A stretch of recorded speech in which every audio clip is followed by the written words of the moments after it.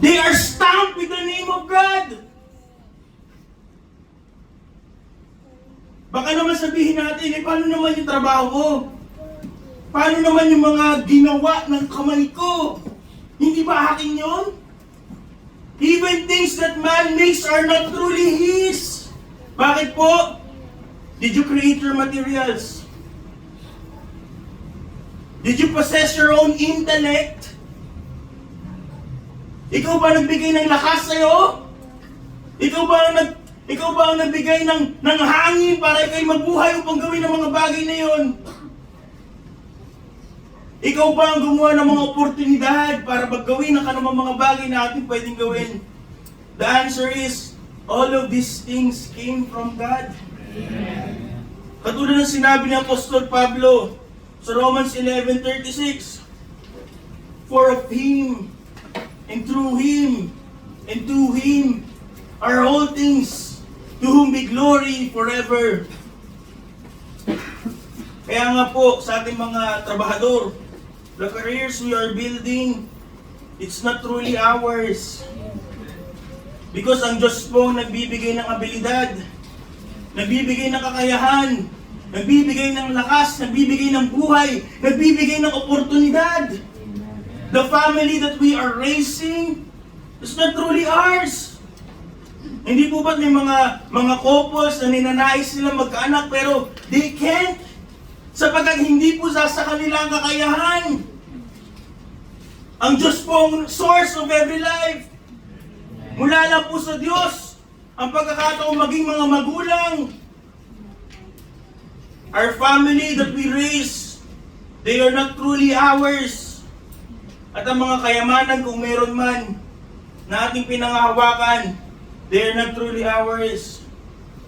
Again, katulad ng ating argument sa career, who gave you the power to get it? Who gave you the ability to get it? Diyos lamang po nagbibigay ng abilidad. Ngayon, paano po natin matitiyak na lahat ng mga bagay sa atin na hindi atin, na hindi tunay na atin? Isa lang po ang patunay, kung meron man tayong atin, na pwede natin sabihin atin. Ito po sa pamamagitan ng katulad po na sinabi ng Panginoong Yesus sa John 10:17 to 18. Pinakita po ng Panginoon ano po ang sign of something that we truly own. Sinabi po ng Panginoon, therefore that my Father loved me, because I laid down my life that I might take it again. No man take it from me, but I lay it down of myself. I have power to lay it down, and I have power to take it again. Why? Because His life is His. At kung may mga bagay man po tayo na tunay na sa atin, masasabi po ba natin may kapangyarihan tayo upang hadlangan ang sino mang kunin ito? Do we have the power to keep it within us? In our hands? If these are truly ours, no other has the power to take it from us. Ngunit ang katotohanan po ay walang atin. Nothing is truly ours sapagkat everything belongs to God. And as how easily He can give it to us, He can take it in a snap. Sapagkat ang lahat ng mga bagay na meron tayo ay hindi atin. Sabi po ni John Calvin, whatever we have is not from ourselves, but from God. Let us therefore use it as if it belonged to Him. At itong katotohanan na po ito ay alam ng marami. Ngunit atin po ba itong pinapanghawakan? Until we truly grasp that God owns everything.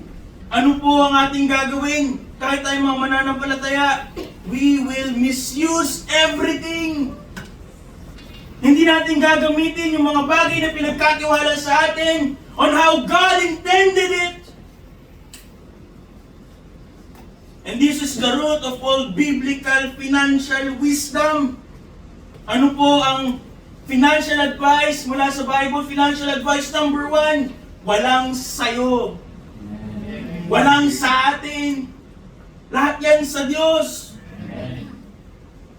So then, if God owns it all, what does that make us? That leads us to our second point. Kung ang Diyos po ang sole proprietor of everything in this universe and outside this realm, in the heavenly realm, so ano po tayo? Saan po tayo papasok? Doon tayo papasok sa stewardship. Stewardship, we are only stewards. Ano po ginagawa natin? We manage kung ano yung mga bagay nasa Diyos. Hindi sa atin. We are only entrusted of these things. Katulad po na sinabi ni Apostol Pablo sa 1 Corinthians 4:2. Moreover, it is required in stewards that a man be found faithful. Ang kanya po sinasabi dito yung stewardship nila of the mysteries of God. Ngunit dahil po ang Diyos ang may-ari ng lahat, it applies to all. It applies in all that we have. Because we don't have anything. Ang totoo po, everything is but a stewardship. Kung tayo po'y makakatiwala, hindi po tayo ang may-ari. At kung tayo po'y makakatiwala, ang ibig sabihin po nito, tayo po lamang ay pinagkatiwalaan ng mga bagay na hindi atin. At kung yun po ang kaso, hindi po tayo dapat nangunguna. We are not supposed to be imposing our wills on the things that are just entrusted to us. We are not supposed to act according to our own will. For every decision na ginagawa po ng katiwala should be under the authority of the owner of it. And the servant must give an account sa totoong may-ari ng mga bagay na ito. All of us are stewards.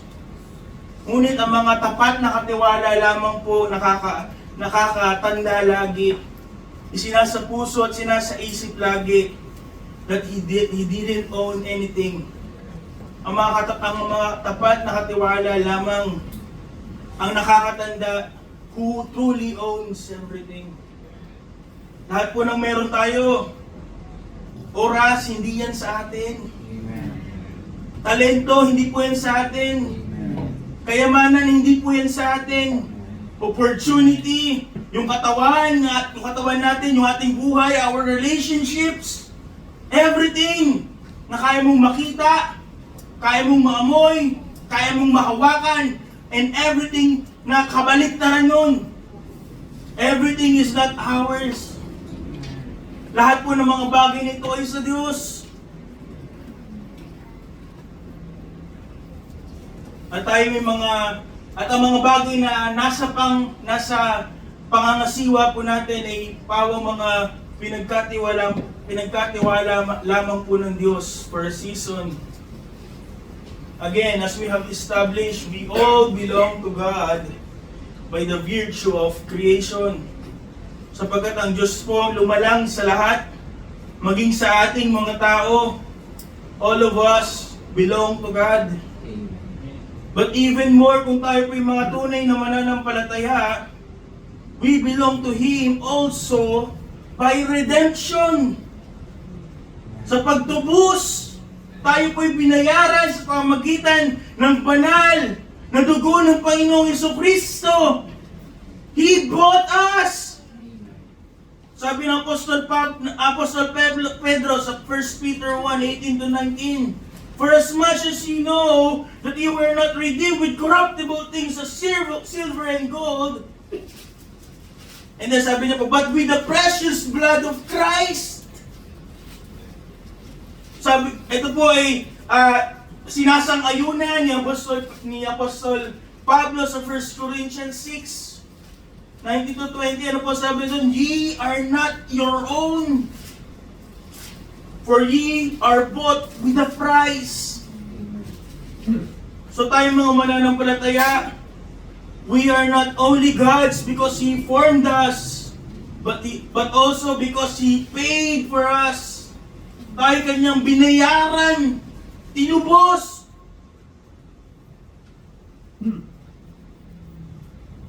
He owns us twice over. He made us and He redeemed us. Therefore, we are His. We are not our own. Ang ating oras ay hindi atin. Again, our wealth is not ours. Even our own life, God owns it all. Ngunit, alam mo ito lahat. Alright, alam to ng karamihan sa atin. Ngunit bakit hindi po tama ang pagtingin sa Diyos? Bakit hindi po tama ang ating mga financial decisions, career decisions? Because even though we know that God is the Creator and God is our Redeemer, we only think God is our partner. Hindi natin siya tinitignan as our master. Na pag tayo may pangangailangan, pwede natin siyang lapitan because He is our partner. Ating iniisip that life is partially ours and partially His. May aspeto sa buhay natin na atin at yung iba kahit madami pa sa Diyos. Ngunit hindi po ganoon ang stewardship. Stewardship doesn't work like that. Hindi po shareholder ang Panginoon na parte ng ating buhay. Kahit 99% pa ng ating buhay ang kanyang pinangahawakan, again, He is the sole proprietor. Siya ang nagmamay-ari ng lahat. Therefore, He has the authority. He has the say about everything in us. We are not business partners with heaven. We are servants of the Most High. So mga kapatid, we should stop acting as if we have the authority over what we have. Amen. Ang ating pong trabaho, hindi po yan sa atin. Therefore, hindi po dapat yan nagiging masigit kaysa sa Diyos. Amen. Masinuuna kaysa sa Diyos. Sapagkat isang pitik lamang kaya kang tanggalin ng Diyos sa trabaho mo. Ang iyong kalusugan ay hindi para sa iyo. Bakit mo idadahilan ng kalusugan mo para maging hadlang sa pananambahan? Bakit ka ba nagpapalusog para mabuhay lang? Your health is God's. Therefore, it must not be given more importance over opportunities to serve God. Para saan ang buhay kung hindi mo gugugulin para sa Diyos? Kukunin mo yung pahinga ng linggo o may mga gawain para ano? Over God? Again, your family is not yours. Kaya sa ating mga magulang, hindi po dapat tayo nagiging hadlang. Nakakalungkot sabihin eh. Pero yung mga ligtas na magulang, sila pa'y nagiging hadlang for their children to be involved in the ministry. Hindi po binigay ng Diyos ang mga anak upang tayo po ay mag-spend ng time together. We are stewards upang ilin ang ating mga anak to God. Ano pong testimony yung nadudulot sa mga bata? Kapag meron tayong uunahing gawain, hahatakin natin yung anak para hindi po sila makapaglingkod sa Diyos upang gawin ang anumang mga bagay. Kahit importante pa yan, sabihin pa natin importante yan. Kung ganun po ang ginagawa natin, we don't truly understand that our family is not ours.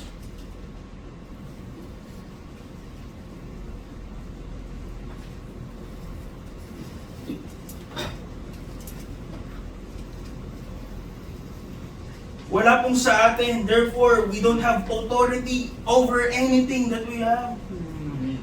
Before we make decisions, kinukonsulta po pa natin ang Diyos.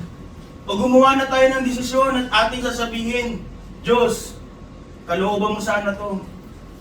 Kahit na maliwanag sa Biblia na kasulungat yon, ang Diyos ba'y madadaya? Ang Diyos ba'y manloloko? And we must stop acting as if others have the authority over us. O sige, sabihin mo, sabi kasi ng boss ko mag-overtime ako. Sabi kasi ng gobyerno Hindi ba ganun na sinabi ng gobyerno sa kanila? Sa ating mga niyunong Kristiyano, talikuran si Kristo. But they know their priorities. They have the right perspective. The authority is God because He owns everything. Even at the expense of their lives. Sila'y nagpatuloy na maglingkod sa Panginoon. Sa atin, konting sakit ng ulo. Konting lagnat.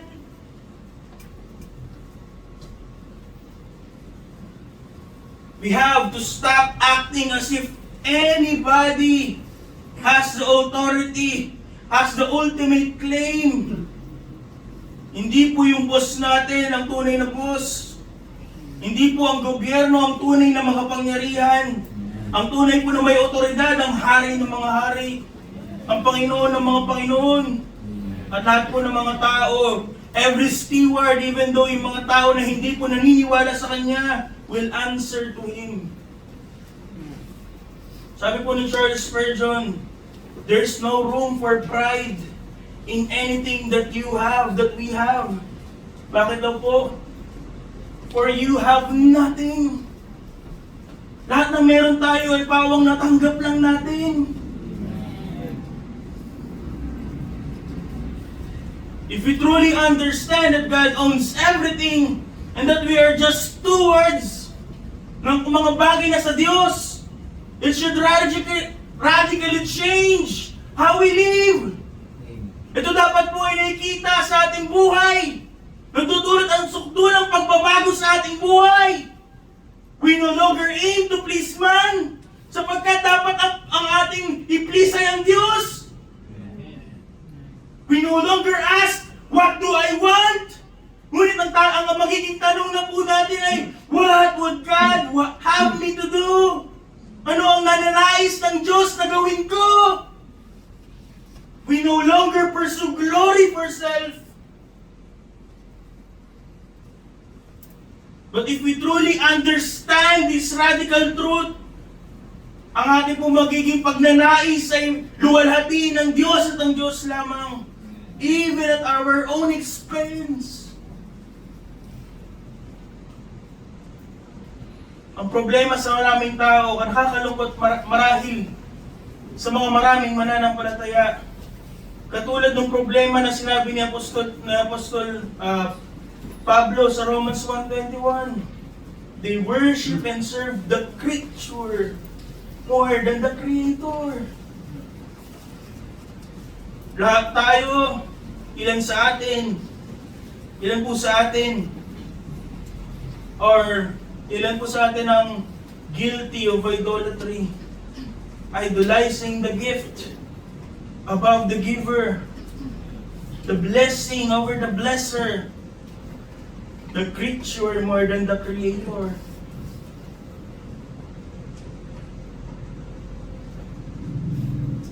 Ang buhay po dapat natin ay rebuke sa materialistic age na ito. Ngunit ano po nagiging laman ng usapan pag nasa labas tayo ng iglesia? Materialismo.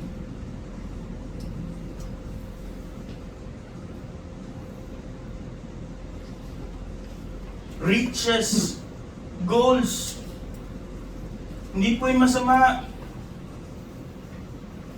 But if it takes precedence over God, it becomes idolatry. Handa mong ibigay lahat mo pag nagtatrabaho ka. Pagdating ng Sabado at Linggo, pagod na pagod. Ibibigay mo yung bare minimum. Pagdating sa Diyos, samba lang. Pero pagdating sa trabaho, pagdating sa school, kulang na lang mamatay ka. Kung 2 buhay mo, bibigay mo yung isa.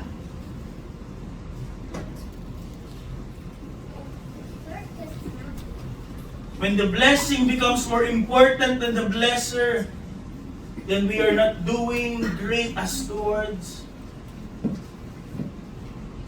Yung oras po natin is not to build up our own empire, our own career, our riches, our talents are not to be wasted. We must use everything for God. Hindi lamang po pastor ang tinatawag na ibigay po ang oras para sa Kanya. Our talents, hindi po ito para tayo po ay sumikat, para tayo makilala, but it has to be used to edify the church, to edify one another. And our treasure, hindi po ito binigay ng Diyos for us to hoard, for us to use for ourselves. It is to give when a brethren is needy. It is a chance to be a channel of blessing by God. Lahat po ng ating buhay, lahat ng aspeto ng ating buhay, all of it is stewardship. Lahat ng bagay na meron tayo, pinagkatiwala lamang. Ngunit, hindi po nagtatapos sa pagkatiwala, pagiging katiwala. Stewardship always leads to a day of reckoning. Hindi po ang Diyos ay nagpapabiro, nagpapabaya, na siya po ang may-ari ng lahat, and we live as if we are owners of it, na wala siyang magagawa, wala siyang gagawin. So lastly, first week we look at sole proprietorship. Ibig sabihin po, ang Diyos po ang may-ari ng lahat. Because God is the sole proprietor of everything, we are just stewards. And lastly, because we are stewards, we will be summoned. Tayo po ay lahat haharap sa Diyos. Tayo po ay lahat, all of us will be accountable to God. Sabi sa Romans 14:12, so then every one of us shall give account of himself to God. Meron pong tinalaga ang Diyos sa kalendaryo ng langit na may-ari ng lahat, will call every people in every nation and in every ages upang humarap po sa Kanya. Hindi lang po yung mga mayayaman, not just the unbelievers, not just pastors, kundi lahat. Lahat ng tao haharap po sa Diyos. For we must all appear before the judgment seat of Christ para po sa ating mga mananampalataya. 2 Corinthians 5:10. Hindi ko po alam kung anong lahat ay pususulit sa Diyos. But surely, God will take into account our time. We are ordered to redeem it. Ano pong ginawa natin? Did we waste it? We were given talents. Did we use them for Him? Or did we use it for ourselves? We have treasures. Did we hoard it? Or did we give generously?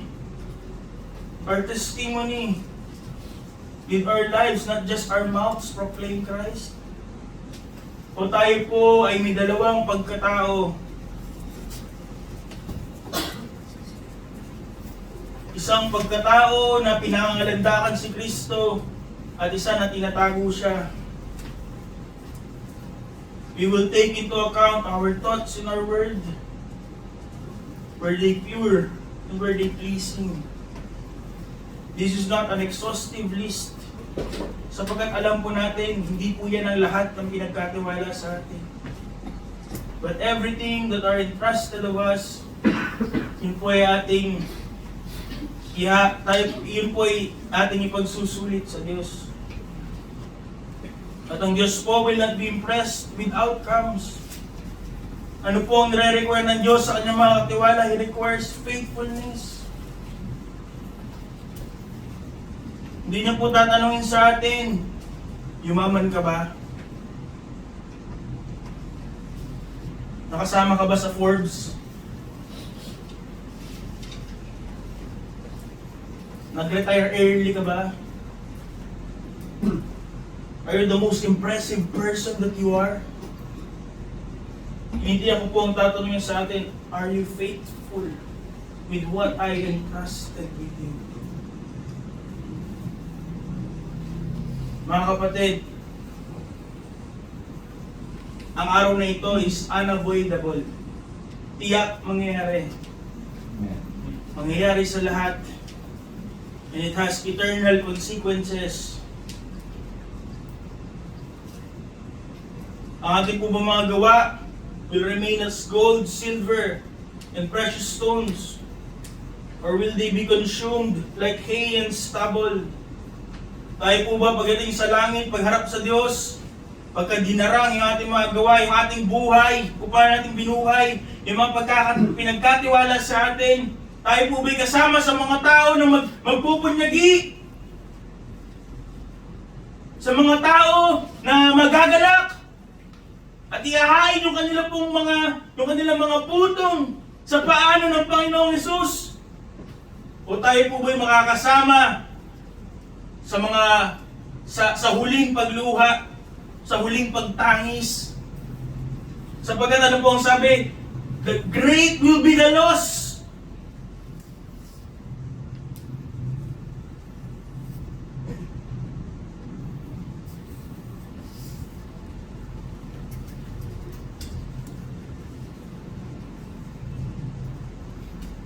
So yan yung tapusin ko dito.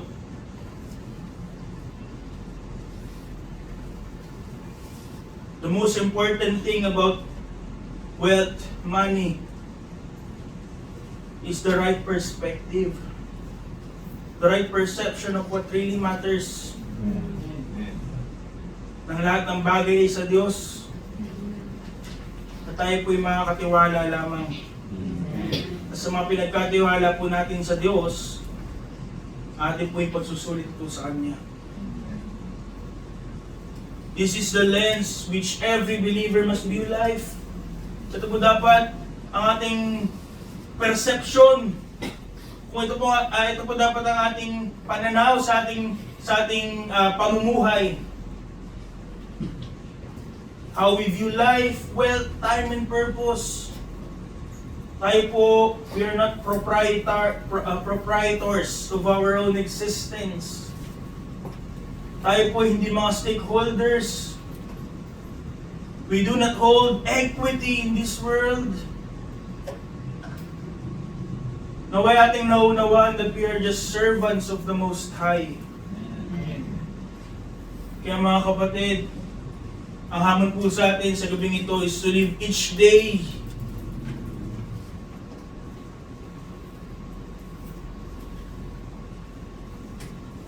day as those entrusted, holding loosely to earthly things. Hindi po yung grip, hindi po yung ating pursuit is for the earthly things. Hindi po yung ating importansya na ibinibigay sa mga bagay na hindi naman natin. Ngunit ang ating po nawang tunay na panghawakan ay ang tunay na may-ari ng lahat. We cling tightly to the one who owns them all. Nawa ay hindi po tayo maging guilty. Or should I say, we have to remind ourselves every time for us not to be guilty of idolatry. Na mas minamahal natin yung pagpapalang binigay ng Diyos kaysa sa Diyos. Nawa po'y gamitin natin ang ating buhay, hindi para paramihin yung mga bagay na hindi naman natin. Let us pour our energy, our entrusted resources, and our very lives into what matters for eternity. Mga bagay na ginawa para sa Diyos. Katulad po ng sinabi ng hymno, living for Jesus, it is the life that is true. So therefore, we must strive to please Him in all that we do. We have to yield our allegiance to be glad-hearted and free. Ito po ang tunay na blessing. The real pathway of blessing. Hindi po ito blessing sapagkat makukuha natin lahat ng gusto natin. But because doing and living for Jesus is the only life that matters. Amen. That's why it is the only pathway of blessing for us. Nawa po ito ay maging testimony of our stewardship. True, pleasing, yielded, and joyful. Sapagkat darating po ang araw na darating at babalik ang Panginoon swiftly and certainly. At yung tunay na may-ari ng lahat ay babalik. And when that comes, nawa po ay we will be among the blessed. Sa Matthew 24:4-6, we are blessed servants whom His Lord when He cometh shall find so doing. May He find us faithful, mga kapatid. Amen. Let this be a constant reminder that we are not to live for ourselves, but for Him who owns us by creation, and who owns us by the precious blood of Jesus Christ to redemption. Amen. Ito po ang ating first biblical financial advice. Have a right perspective. Ito po ang salita ng Diyos. Amen. Kailangan niya